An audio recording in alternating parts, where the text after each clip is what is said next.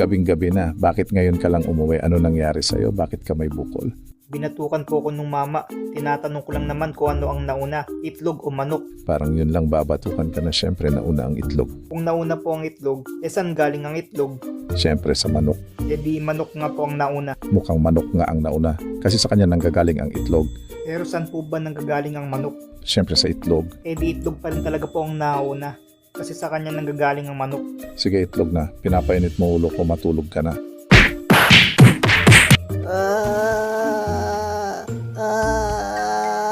Palagi na lang nila ako binabatukan. Ang sakit-sakit na.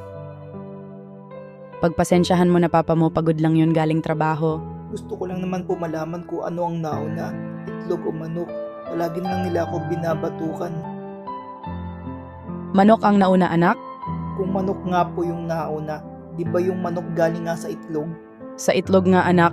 Eh di itlog pa rin talaga ang nauna kaysa sa manok.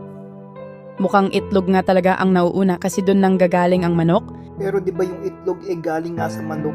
Eh di manok pa rin talaga ang nauna. Ang gulo-gulo nyo, nalilito ako sa inyo. Dinadamayan na nga kita, ganyan ka pa, pinapainit mo ulo ko.